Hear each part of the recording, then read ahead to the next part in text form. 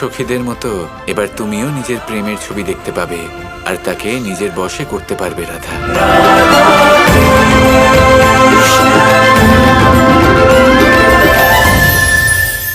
মানুষ সংঘর্ষ করেন জীবনে সামনে এগোনোর জন্য, সাফল্য লাভ করার জন্য, মহান কর্ম করার জন্য।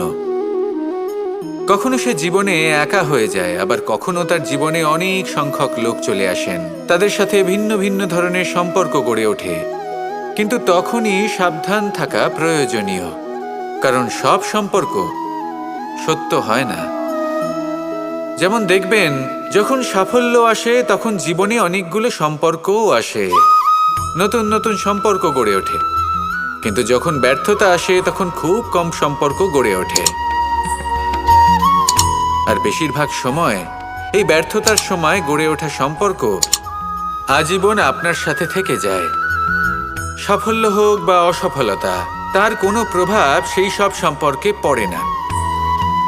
সেখানেই সাফল্যের পরে যে সম্পর্ক গড়ে ওঠে, বেশিরভাগ সময় এমনও দেখা যায় যে তার মধ্যে বেশিরভাগ মানুষ আপনাকে নিজের কাজে লাগাবেন, আপনাকে ব্যবহার করবেন, সময় এলে পরে আপনাকে ঠকাতেও পারেন। এর অর্থ এটা নয় যে আপনি জীবনে নতুন সম্পর্ক বানাবেন না, অবশ্যই বানাবেন, কিন্তু ব্যক্তি এবং সম্পর্কের পরখ করা আবশ্যক, আর সময় সময় সেটা করা আবশ্যক। যে কটি সম্পর্ক আপনার জীবনে আছে, যারা আপনার সাথে জড়িয়ে সারা জীবন, যারা আপনার সাথেই থাকবেন, তাদের যত্ন নিন আর তাদের সাথেই অগ্রসর হন। আর আমার সাথে ভালোবেসে বলুন, রাধা রাধা।